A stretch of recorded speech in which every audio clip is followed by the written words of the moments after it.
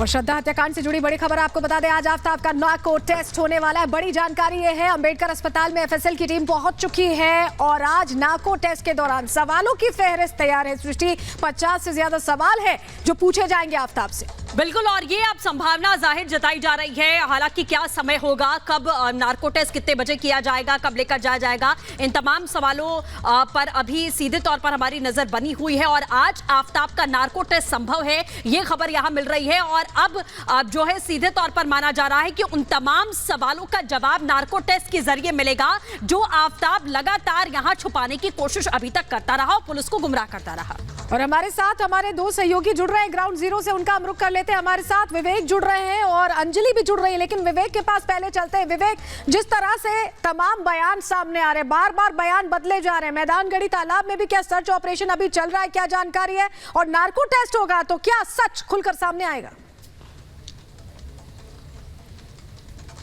सलोनी, दो बातें हैं कि नार्को टेस्ट होगा तो उसके बाद जो उसका रिजल्ट होगा वो सबसे महत्वपूर्ण होगा और उसी पर पुलिस की निशानदेही है, पुलिस की उस पर निगाहें हैं। दूसरी जो बड़ी बात है वो ये है कि जिस तरह से इस तालाब में, ये मैदानगढ़ी का जिसमें कहा जा रहा है कि आफ्ताब ने इस तालाब में सबूत हटाने मिटाने की कोशिश की, कहा यह भी जा रहा है कि श्रद्धा के बॉडी पार्ट से जुड़े हुए तमाम वो अंग इस तालाब में फेंके गए। इसलिए कल यहाँ पर पुलिस की टीम पहुंची हुई थी 10 टैंकर्स के साथ, कुछ पानी को खाली भी कराया गया, लेकिन ये तालाब बहुत बड़ा है, इसमें बहुत ज्यादा पानी है। इस पूरे गांव का जो सीवरेज का पानी वो इसी में इकट्ठा होता है, लिहाजा इतना आसान पुलिस के लिए भी नहीं है इस तालाब को खाली करा देना।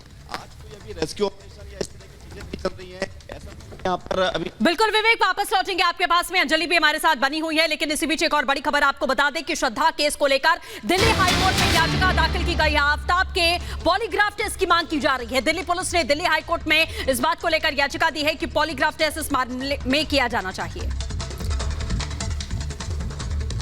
तो बड़ी खबर आपको बता रहे हैं, श्रद्धा केस को लेकर दिल्ली हाईकोर्ट में याचिका दायर कर दी गई है। पॉलीग्राफ टेस्ट की मांग, आफ्ताब के पॉलीग्राफ टेस्ट की मांग रखी गई है, क्योंकि तमाम चीजों को परखना है कि आखिर वो सच बोल रहा है कि नहीं। नार्को टेस्ट होगा, पॉलीग्राफ टेस्ट में हार्ट बीट और तमाम चीजों से ये पैरामीटर सेट होते हैं कि सच बोल रहा है इंसान या नहीं। तो उस टेस्ट की भी, पॉलीग्राफ टेस्ट की भी मांग की जा रही है। श्रद्धा केस को लेकर दिल्ली हाईकोर्ट में याचिका दायर की गई है पॉलीग्राफ टेस्ट की।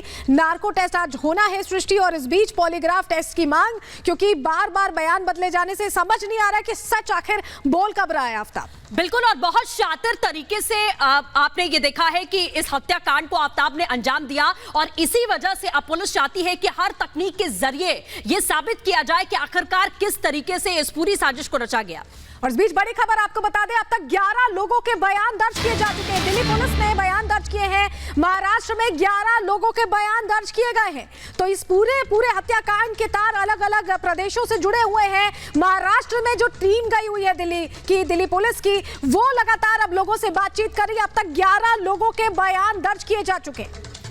बिल्कुल, तो ये बड़ी खबर आपको हम लगातार बता रहे हैं कि 11 लोगों के बयान यहां दर्ज किए गए। अंजलि हमारी सहयोगी लगातार मुंबई से रिपोर्ट कर रही हैं। अंजलि, जैसे कल भी आपने तमाम तस्वीरें दिखाई थी और ये भी बताया था जो फ्लैट की ओनर थी उनसे भी बातचीत की थी, लेकिन अब टोटल 11 लोग हैं जिनसे पूछताछ हो गई है। लेकिन आफ्ताब का परिवार, जिससे संभावना जताई जा रही थी कि उसे ट्रेस करके उनसे पूछताछ की जाएगी, उसको लेकर कोई अपडेट है अभी?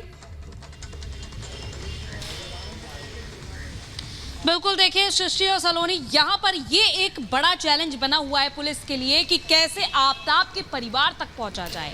आफ्ताब के परिवार में कौन कौन था, फिलहाल पुख्ता अभी ये पूरी तरीके से जानकारी नहीं है, लेकिन जैसे जैसे लोगों से पूछताछ हुई हो, इसमें ये पता चला कि माता पिता और आफ्ताब का छोटा भाई अहाद पूनावाला था। अब इसके अलावा ये पता लगाया जाएगा कि क्या वाकई में आफ्ताब का परिवार भी साथ ही साथ आफ्ताब के साथ मिला हुआ था, क्योंकि बार बार जो बयान दर्ज हो रहे हैं उसमें यही बात सामने आ रही कि श्रद्धा के साथ आफ्ताब के परिवार की भी बातचीत थी। समझाया जाता था श्रद्धा को, बाकायदा आफ्ताब के लिए माफ करने के लिए कहा जाता था। और जैसे कि चैट्स में भी आपने देखा कि चैट्स में भी श्रद्धा आफ्ताब के पेरेंट्स का जिक्र कर रही है कि वहां पर जाने के बाद सब कुछ ठीक हो जाएगा। तो ऐसे में ये एक बड़ा सवाल बना हुआ है और काफी कुछ यहाँ पर जो गुत्थे हुए उलझी हुई है। लेकिन जैसा जैसा ये देखा जा रहा है कि जांच का दायरा बढ़ा जा रहा है, अब नार्को टेस्ट की बात भी सामने आ रही है, साथ ही साथ दिल्ली हाईकोर्ट में पॉलीग्राफ टेस्ट के लिए भी याचिका दाखिल की जा चुकी है। तो ऐसे में आप धीरे धीरे कर ये जांच जैसे जैसे बढ़ती जाएगी, जिस तरह से आफताब पुलिस को अभी तक बरगला रहा है, अब ये बरगला नहीं पाएगा।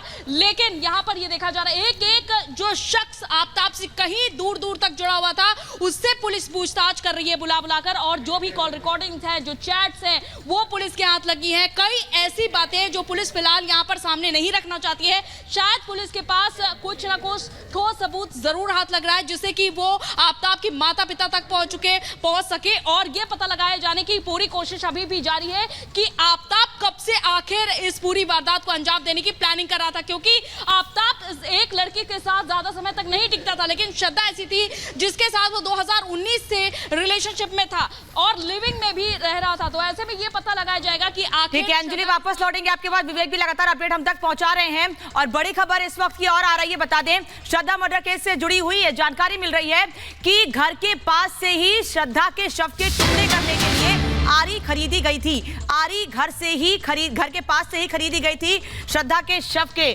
टुकड़े करने के लिए।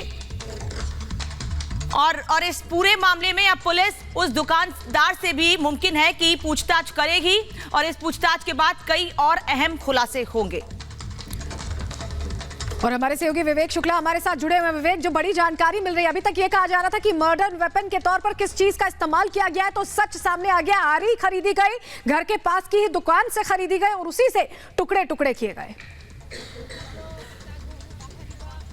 बिल्कुल, बहुत मुमकिन है सलोनी कि अगर ये जानकारी निकलकर सामने आ रही है कि आरी जिस दुकान से आफताब ने खरीदी वो दुकानदार का पता चल गया है, तो काफी हद तक पुलिस को इस पूरे मामले को लेकर एक महत्वपूर्ण सुराग मिल सकता है। पुलिस इस मामले को लेकर दुकानदार से पूछताछ करेगी और यह भी समझना चाहेगी कि उसने इस आरी को कब खरीदा, किन हालातों में खरीदा, और कैसे जब वो उसको खरीदने आया तो उस वक्त क्या सिचुएशन थी। अभी 3 चीजें महत्वपूर्ण हैं, एक नार्को टेस्ट, दूसरा डीएनए टेस्ट की जांच, और तीसरा वेपन का मिलना, यानी कि उस आरी का मिलना जिससे श्रद्धा के शव के टुकड़े किए गए थे। अभी तक वो वेपन मिला नहीं है, वो आरी मिली नहीं है, लिहाजा अभी जब आरी को जहां से खरीदने की जानकारी निकलकर सामने आ रही है, ये बंसल हार्डवेयर करके कोई दुकान है जहां से उसने घर के नजदीक से ही उस आरी को खरीदा था।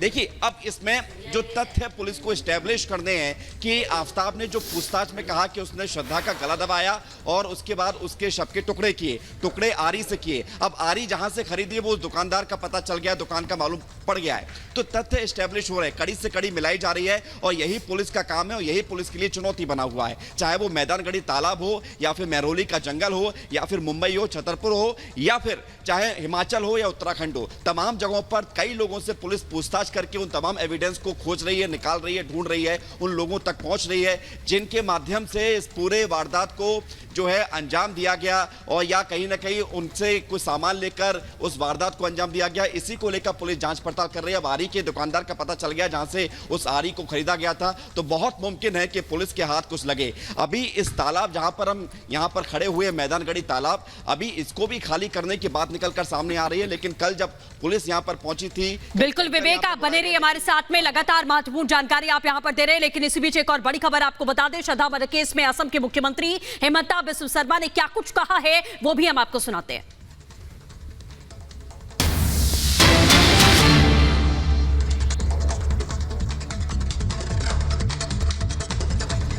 एक और दिल दहला देने वाली खबर सामने आई थी आफताब और श्रद्धा की। आफताब मुंबई से अपने पार्टनर के साथ आया दिल्ली, उसने पहले उसको स्ट्रैंगुलेट करके उसको मारा, फिर उसकी बॉडी को 35 पीसेस में काट डाला। इन्वेस्टिगेशन जारी है। 6 महीने बाद अभी भी बहुत सारे ऐसे बॉडी पार्ट्स हैं श्रद्धा के जो मिल नहीं पाए हैं। आफताब पूनावाला जो हैं वो अभी अरेस्ट हो गए हैं, बट पुलिस अभी भी इस इन्वेस्टिगेशन पे जारी है। जो लड़की के माँ बाप है वो ये अलेज कर रहे हैं कि ये एक लव जिहाद का केस है। देखिए, मैं जितना मीडिया में इस केस को पढ़ा हूँ, तो जब श्रद्धा जी का कातिल हुआ, बॉडी फ्रीज में रहा, उस समय उन्होंने और दूसरा कोई फ्रेंड को लेके आया जी। उनको किसी ने पूछा कि आप सारे क्यों हिंदू लड़कियां का शादी आप क्यों डेटिंग करते हो? बोले वो लोग बहुत ही भावुक होता है जी। तो ऑल दीज एलिमेंट्स जो मीडिया में आ रहा है, आई हैव नॉट वेरीफाइड, इससे ये क्लियरली एस्टैब्लिश होता है कि this is a case of love जिहाद। हाउएवर, आप जैसा बोला है कि अभी भी इन्वेस्टिगेशन जारी है, तो let us wait, but prima facie it's looks like a case of a love जिहाद। सलमान खुर्शीद ने इसी टॉपिक को उठाया है और फिर उन्होंने ये बात बोला है आफ्ताब का मतलब सूरज होता है। कौन सा लैंग्वेज में?